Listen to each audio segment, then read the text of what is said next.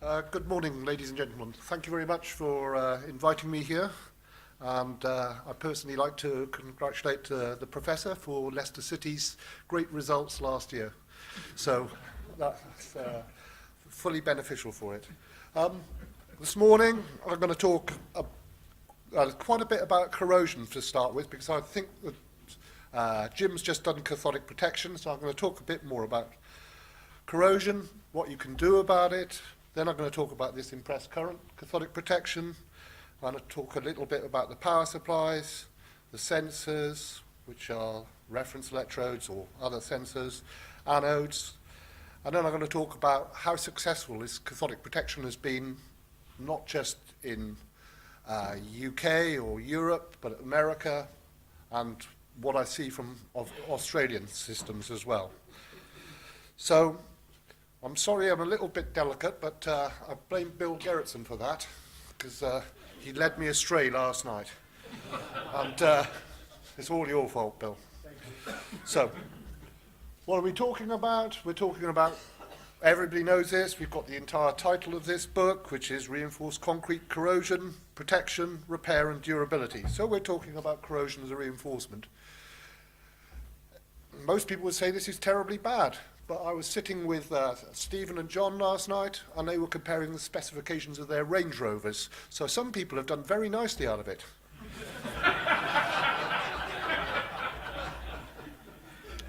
So this is a marine structure in Japan. And I really want you to actually look quite carefully at this one, because I'm calling it general corrosion. But if you actually look carefully, and I'll see if I can get my pointer to work, but I'm not very good at these sort of things, it's technology. There we are. If you look carefully, this hoop here is not corroding there. So this had chloride from the outside, it's come in, so classic general corrosion. So it's a saline environment, it's a sea around it, and there we are, I'll come back to that. Pick up the work again. Why did that go backwards? No. Oh dear. That went wrong. There we go. There we go. So if I got the old clipper. What, use your hand or something? Yeah, right, okay. Yeah, I know, it's terrible. So we've got underneath, we've got the actual vertical bars here. If you look, those vertical bars are corroding. But underneath here, or on the outside, this hoop bar isn't corroding. So immediately on this general corrosion, you've got a question. People have been talking about fixed second law, and there was also Mr. Milebro from Denmark. So is that rubbish? Because according to classical theory,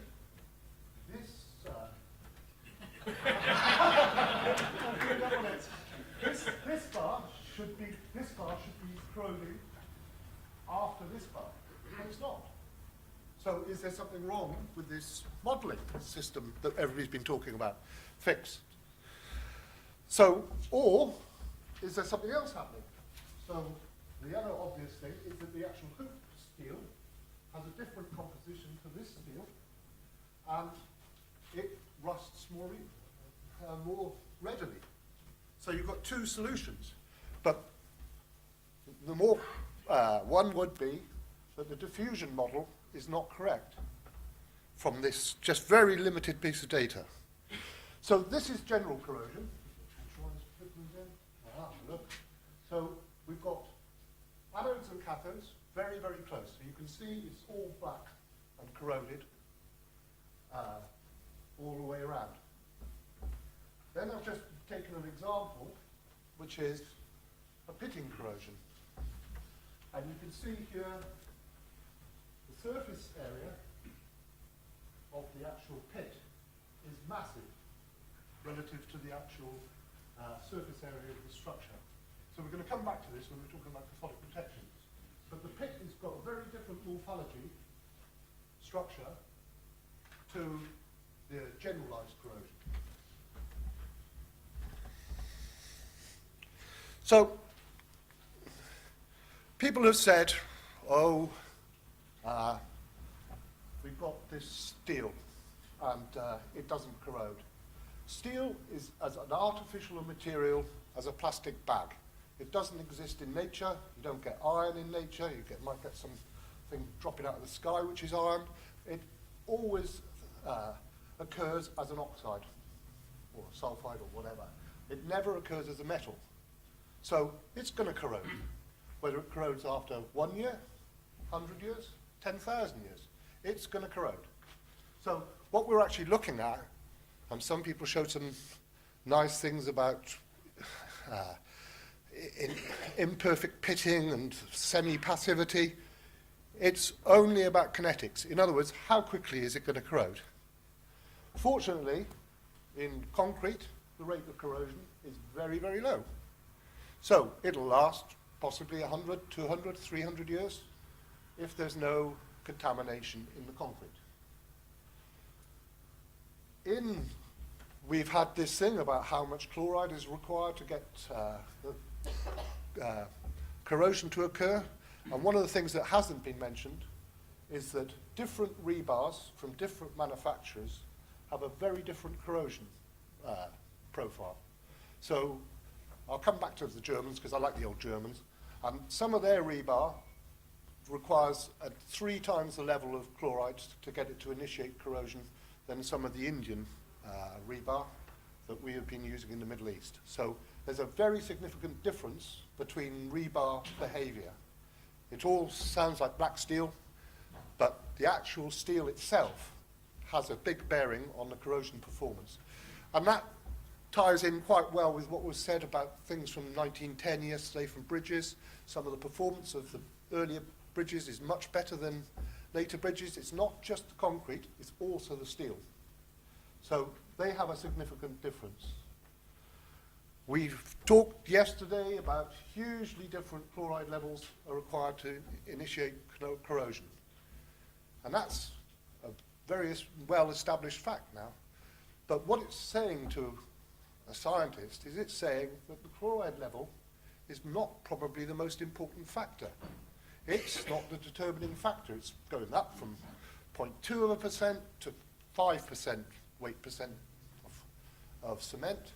It's a huge difference, maybe a factor of 100, maybe more. So the chloride levels which are in the standards are not the critical things. Now, the next one, of course, is a fairly obvious one. There's very many types of the actual corrosion products which are formed. People talked about green corrosion. People have talked about black corrosion. You can get red corrosion. You can get corrosion where the actual steel disappears without having any corrosion product on the outside. It varies extremely widely, and it also varies in a structure. So,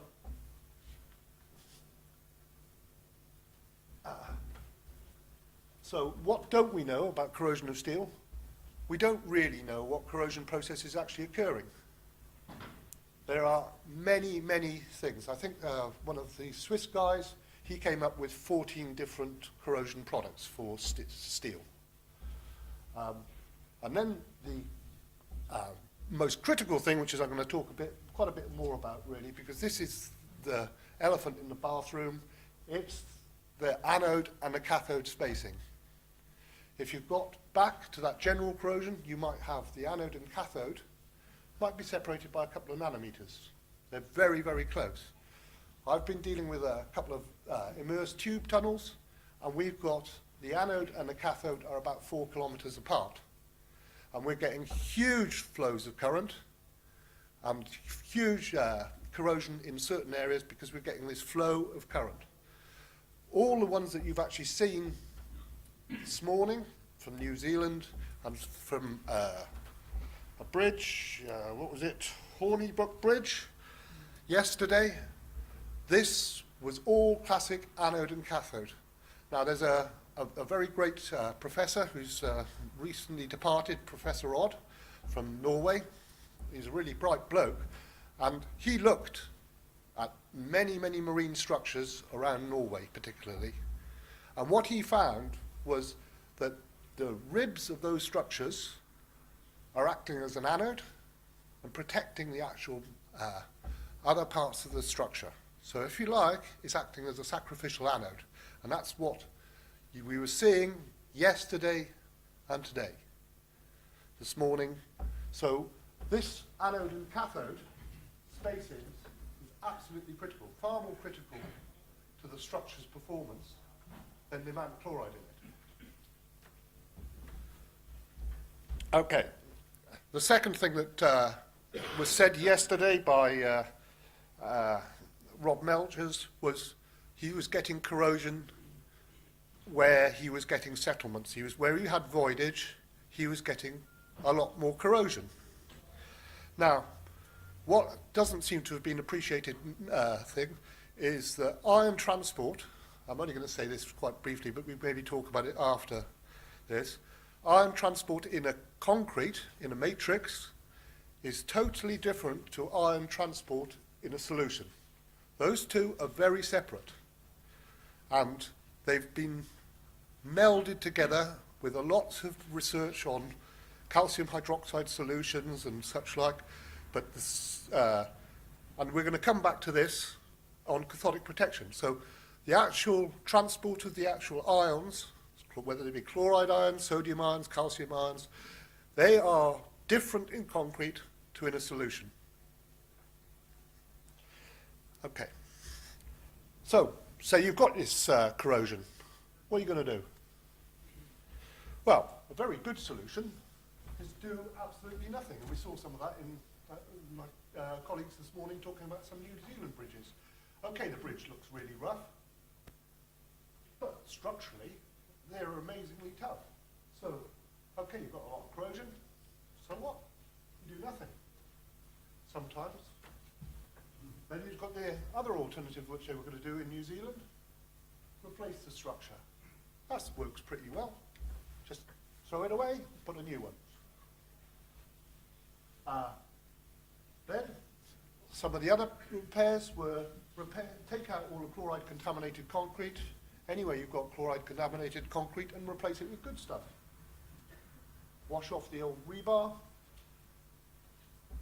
Then the next solution is this electrochemical chloride extraction, which was talked about. John Broomfield talked about it.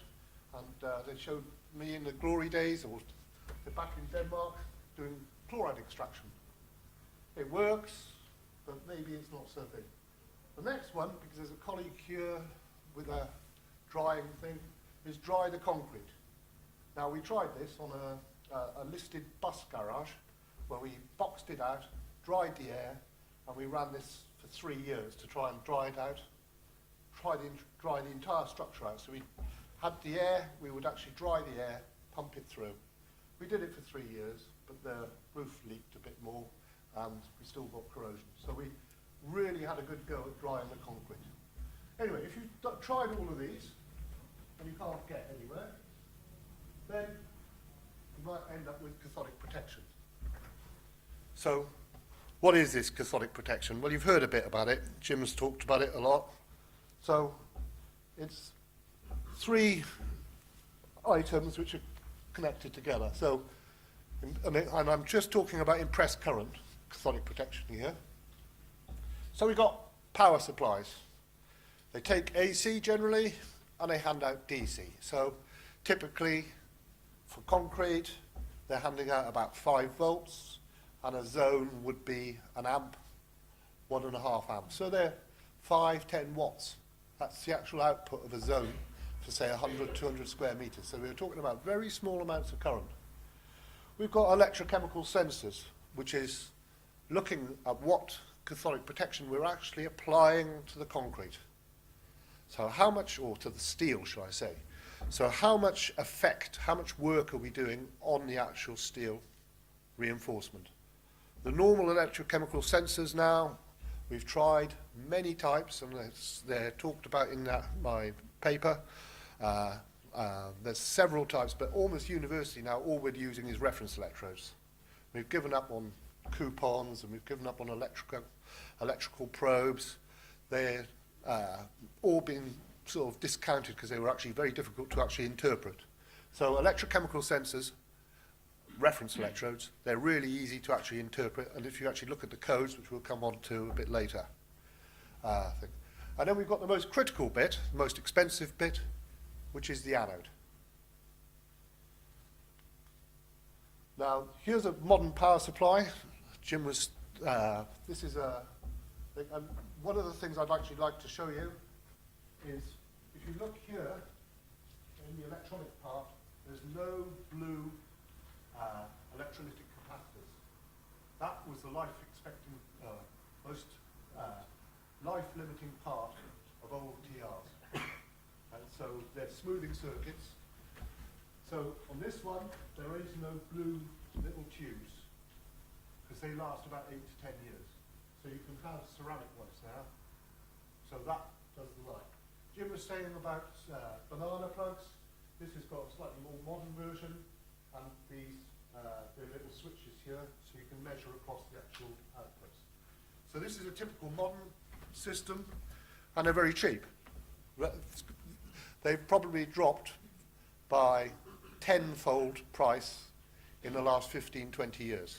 So the price of the power supplies has really plummeted, and the electronics is as part of the electronics. So this one, Jim said, if the computer comes out, that system doesn't work. That's an old Electrotech one, which was pretty rubbish. But what they should have is that these sort of systems should work manually if the computer is disconnected from it. It should just carry on at the same settings until you reconnect the computer. So this is what you'd actually see on your control. And this is just touch screen, and you get your reference electrode things, and you'd also get, on your reference electrodes, you'd also get an impedance check. So that would give you a health check of how well your reference electrodes are used working. So if the thing dries out, you'd know about it, if the reference electrodes were not thing.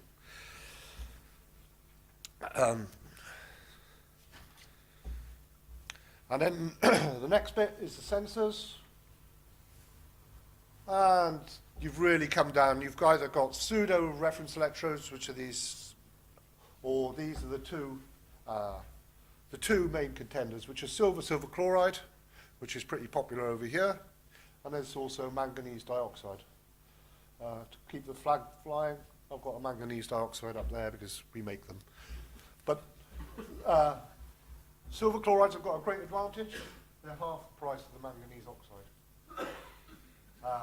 Manganese oxide have got a much better in a marine aggressive environment. For some reason, the silver chlorides seem to block up in just that environment. So both of those, they've been working for 20 years on various structures, been pretty reliable, they're doing pretty well. And now we come to the anode, which is the most expensive part, and we've got 4 different types here. So we've got 4 different generic types. We've got conductive coatings. We've discussed those. So it's acrylics, SBRs, various different coatings, and they're loaded with carbon. That's how they get the conductivity. There's a new one, but anyway, I'll come back to those. Then we've got sprayed metal anodes. And I'm not talking about for sacrificial here, I'm talking about impressed current. And then we've got this MMO mesh and ribbon. Mixed metal oxide, which is tantalum and rubidium, I think. Yeah, RB. Oxide is brilliant. It's a brilliant primary anode. I've never seen a primary anode from MMO, mixed metal oxide, fail. I've seen lots of failures. We're going to talk about little failures in a little bit, but I've never seen a European, American-made mixed metal oxide anode fail in any installation I've seen. And I've seen thousands, I would guess. And then finally, we've got discrete anodes. And these are what we were discussing, or Jim was discussing, where you're drilling them into the surface. So, poor old Midland links. This is Birmingham. And then and this is a nice new coating, so it doesn't go all manky yet. This is a coating at the bottom here, conductive coating, I believe. So, and then we've got a ribbon. I missed one. How's that? There's one missing. Oh, well. So, okay. This one, I believe, is a titanium metal anode. The Japanese liked a bit of titanium. They sprayed titanium onto the surface and they powered it. There's been stainless steel, there's been nickel, there's been zinc, and some bright spark actually put mild steel, sprayed mild steel onto it. Strangely enough, when they put impressed current through it, it rusted. It's a quality thing. They're not very popular now. I haven't seen one in 10 years. Okay, this is a mesh and overlay. I'm showing it you before they put the overlay on. You can see the mesh here. It's very popular. It's been a very good system. It's been a very reliable system. We've got over 20 years life, still going strong with that mesh and overlay. And then finally, I've got to actually put some discrete anodes. Oh, that's a ribbon. It's come up on the other. Ah, there we are. There's a ribbon, and it's into a slot, cemented in. Nice quality. It's the cheapest of the anodes at the moment, so it's cheaper even than the conductive coating.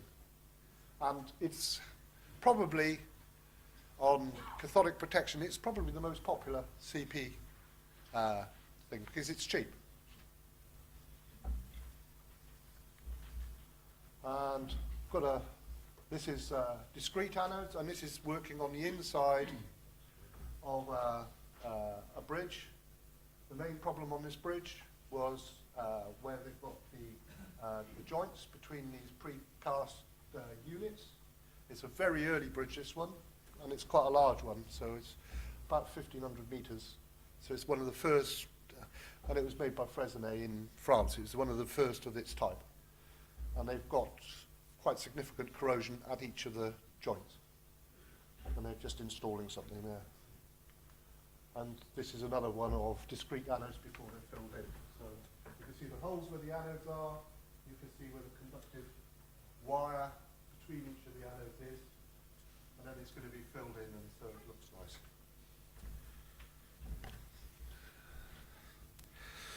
So, this great cathodic protection, how does it work? Well, somebody said it yesterday. It turns an anode into a cathode. So what was corroding, which was the anode, it turns it into a cathode. Sometimes. It probably does. But we've also got some other things it does. The other thing it does is it moves aggressive ions away from the steel. So you get an immediate bump. So you turn the current on, and the chloride, which is negative, that will bump off the steel probably about a couple of angstroms. So it will move very quickly, directly when you actually apply the current to the actual,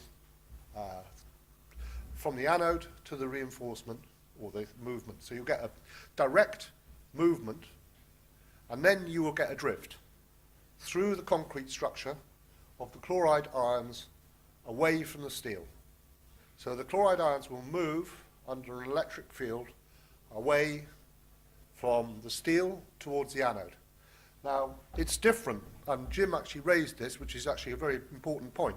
So if you've got an anode, which is a surface anode, like the ribbon or the mesh I just showed you, it's on the surface. So the chloride is going towards the surface. If you've got a drilled-in anode, it's not necessarily going there. It's going in the field towards the anode. Now that might be bringing the actual chloride downwards. It's actually bringing the chloride deeper. And then the final thing which this cathodic protection does is it increases the alkalinity, the bulk or the surface alkalinity around the actual steel. And it will pop it up probably a pH 1 to 2. If it was about 8, 9, it'll get it up to about 11. We've looked very carefully at this. People raised it a bit earlier. We've looked really carefully at this because at the start of this cathodic protection, there was a great worry that we were going to damage bond strength. Civil engineers love a bit of bond strength. So that's it. So we looked at what we're going to do when we apply CP, and we put oodles of current in, and we tried to see how much alkalinity we were actually generating at the steel. And we also then tried to trigger alkali silica reaction. So we used very marginal aggregates, which would trigger very easily, and we pumped current through them to see if we could trigger it. And yes, we could, but not at cathodic protection levels. We were using around about 2 to 2,000 milliamps per square meter, and we could then trigger alkali silica reaction. But at normal CP levels of about 5, 10 milliamps, we couldn't find anything. So we couldn't get this alkali silica reaction, because that was one of the big thoughts, that it would be a real drawback to this cathodic protection. So, okay, we've got a fairly good idea how it works. And what we know. What do we actually know? And what we actually seem to know is, in practice, wherever we've put cathodic protection on, even if it's not a brilliant anode, if it's not the best installation, it's not pumping current all over the place, it seems to work. We've had exactly the same, well, I've had exactly the same experience on structures as Jim showed this morning, where we've got one which has had cathodic protection and one which hasn't had cathodic protection. And the one that's had cathodic protection, we see no further damage. A couple of months ago, somebody was talking about a port in Australia, in Nace, and he had exactly the same. Is that EFU? No. But he gave a presentation, and he showed that he'd had virtually zero additional corrosion damage over the 15 years that he got the CP on. He got damage to the CP system, which he'd had to repair, but he got no further corrosion. So it seems to work. And we're going to talk about all this criteria, but you just basically, as long as it's switched on, as long as you've got an anode that's actually touching the concrete, it seems to work. For practical, this is not scientific, it just seems to do the job. We also know that the spread of anodes is very limited in concrete. We can't have one anode like we have on a ship through the salt water. We know that the spreads of is very limited. So basically we need an anode all over the place. So we can't just have single anodes, which was what was originally tried. We've basically got to have it almost all over the entire surface of the actual structure that we're protecting. Seems fairly obvious, really. And then that final one, so if this system is operating, we seem to have actually stopped the corrosion.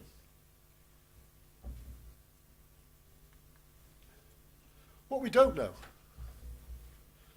we don't really know whether it works as well on pitting corrosion as on general corrosion. We have no real idea. And if I go back to that pitting that I showed you, that had a massively increased surface area. And it's also fairly blanked off from the cathodic protection. So would we actually prevent in pits? And the answer is probably, but we really don't know, to be honest. Next one is how much current is required. And we've got this criteria. We've got criteria in these ISOs, we've got Australian criteria, and it's saying we want this much current. And the guess for that is, if you've got more corrosion faster, then we need more current. And we're taking that not from first principles and scientifically evaluated, we're taking that from traditional cathodic protection systems on, we've done it again, traditional cathodic protection systems on pipes and ships and such like. But the more corrosion, active corrosion we've got, we need more current. So we don't know it, but it seems like an effective guess. It's a guess, basically. So the more current, we think, will be a higher corrosion rate. And then, have we stopped the corrosion, or have we reduced it? So when we were doing early research on it, we were looking to reduce it in electrochemical terms by 1 decade, to 10% of the original corrosion rate. That's what we were trying to achieve. So we weren't saying we were stopping all the corrosion, we're saying we're reducing it to about 10%. And that, we didn't know whether that was enough or not, but it just seemed a reasonable thing to do. So all this about cathodic protection and all of the criterias and such like, most of it is just guesswork, to be honest. It's not been fundamentally researched in any detail at all. Okay, we're talking about criteria. So people have talked about criteria. We've got an absolute criteria, and everybody's, well, not everybody, but if you're a cathodic protection guy, you've all seen it, and that's just been taken over from pipelines, basically. And 10 minutes, yeah, okay. And minus 720, and then they've got a little extra bit on traditional CP, which is that if you go have anaerobic conditions, you have thing, then they actually need another 100 millivolts. Again, that might be quite reasonable for concrete CP if you've got it in low, in sort of deep areas where you have got broken out cover. You might well want to do it. And then the next couple are just guesses. Potential decay 100 millivolt after 24 hours. We just tested it and it looked about okay. We did some practical trials of this in the early days, and it seemed to work. This other one about special criteria for galvanic anodes, this anode current density, in my opinion, is a complete load of cobblers, really. It's got no basis in fact. I can't see any theoretical reason for it. The sacrificial and impressed current should have a different criteria, and this one about measuring from a Butler-Volmer formula is hocus pocus beyond words, really. Okay. So, okay, you've got your spend out your money, you've got your cathodic protection system, and what's going wrong with them? Why are they, some countries doing well with them, and why are the other ones doing? Well, we've got 4 reasons here.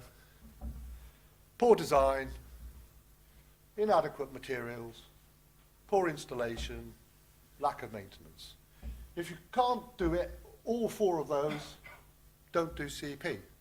So you want a decent design, you want actually quite good quality materials, you want a decent, experienced installation contractor, and then you've got to maintain it. It's an active system. I have to get on with it, aren't I? So here's one of the things which actually people were talking about as a failure.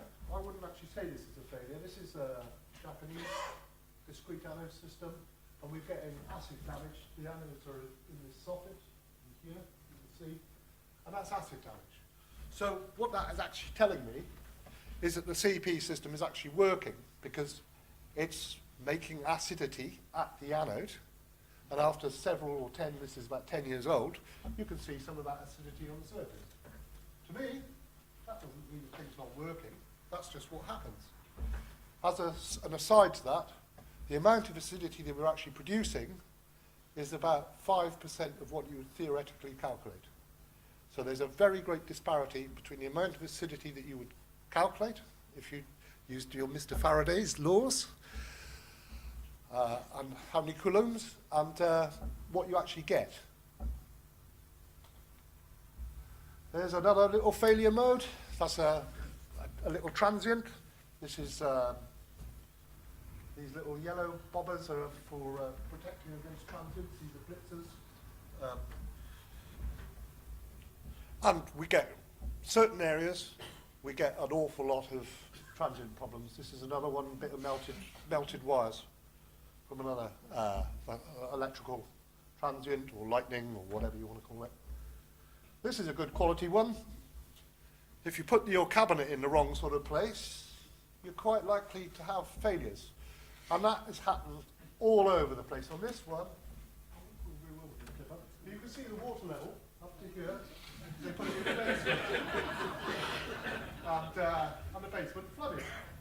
The bit that's really interesting is the bloody thing's still working amazingly enough. You can see 3 lights up there saying it's still operating. So, but where you place all the actual hardware is very important. You either place it so it's not going to get damaged. If you're placing it under, say, a marine structure, almost 70% of them will be flooded within a couple of years. So, I talked about conductive paints. It's quite a good system, actually, the conductive paints. What happened in the UK was we tested these solvent-based paints. We had a solvent-based acrylic and we had a solvent-based rubber, and they were great. They won the trial. They had, and so they went along and installed these. And then after about a year and a half, 2 years of actually installing paints, the government decided we're not using solvent-based paints anymore. We're going to use water-based paints. So they then went and chucked all of this trialing out the window, and they let these American and Canadian gangsters sell crummy water-based paint without any trials whatsoever. And of course, the water-based paint here, wherever it's actually had, there's a white coating on the top, and the black paint, because it's always black because it's got carbon in it. Wherever it's got wet, the actual carbon paint has sort of got away, dissolved.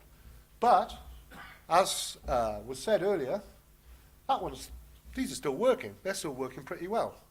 I mean, the other thing that this system, this is Midland Lakes, they put guttering in.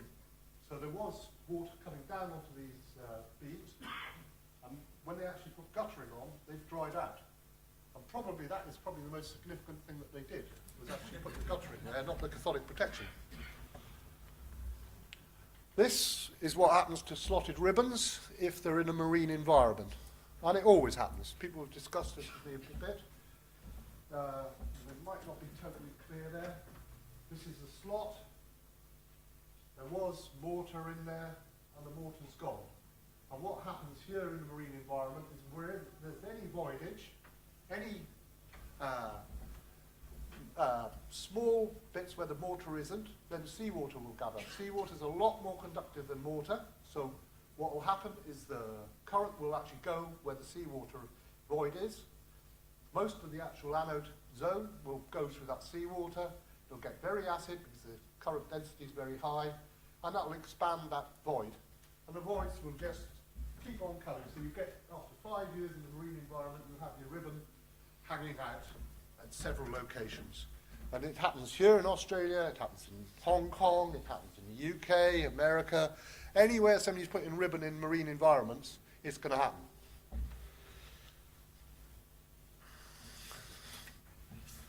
So, okay. So how can we improve it? Well, we can improve the design. And one of the best ways of looking at designing and improving it is look at previous installations. Look at what's gone wrong with previous installations. Look at what you can do to improve maintenance, to make it easier. I've just been working on a system where you had to have scaffold to get up to the power supply. And so it was very difficult to actually think, because you had to pay for this scaffolding. Somebody had to come along, and then you had to have a health check or whatever to get on that scaffold. So it suddenly meant maintenance was, instead of being a very simple thing, was a really difficult thing.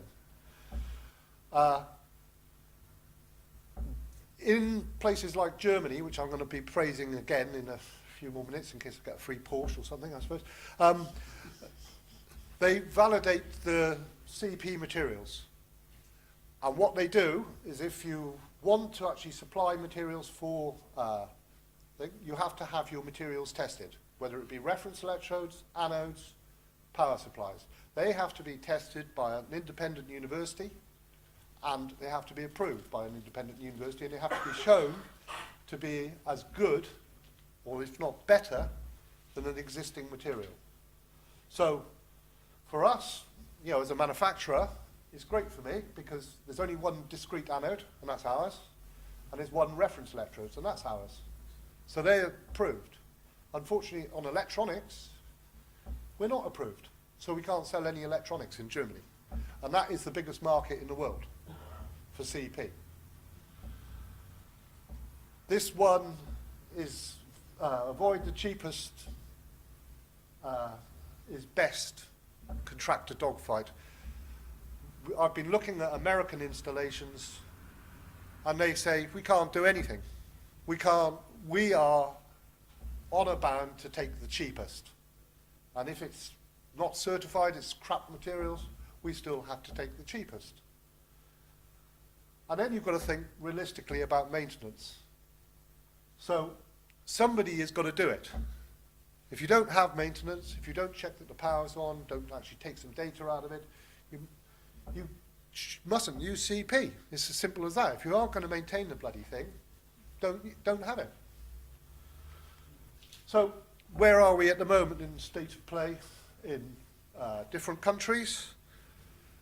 North America, early pioneers. Some of the great, somebody was showing 1959, 60s and 70s, they were doing a lot of research. They were doing great work. And then they came to actually start installing the CP systems on bridges. And the record is frankly appalling. When you actually look at something like the Canadian one and the other North American systems, and you look at how well they've been, how successful they've been, you're looking at sort of, I think in one thing there was 32 CP systems on bridges, 32 separate bridges, and I think half of one was operating.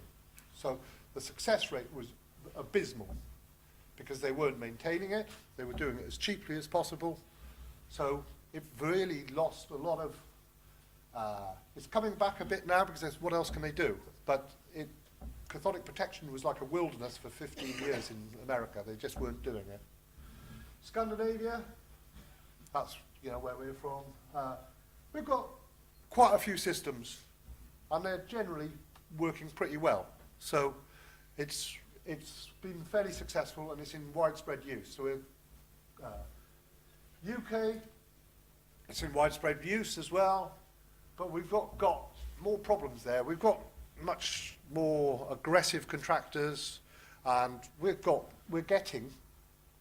going backwards on designs in some things, because what had happened was we were getting specialists like Jim or other specialists, and now you're getting the big companies, and somebody saying, it's easy, this cathodic protection, we'll just knock one in, we'll do it ourselves, it's dead easy. So we've got a big consultant, and they're just sticking them in themselves, and they don't seem to understand what they've actually got to have for this cathodic protection. So we are not going forward in the UK. In my opinion, we're going backwards.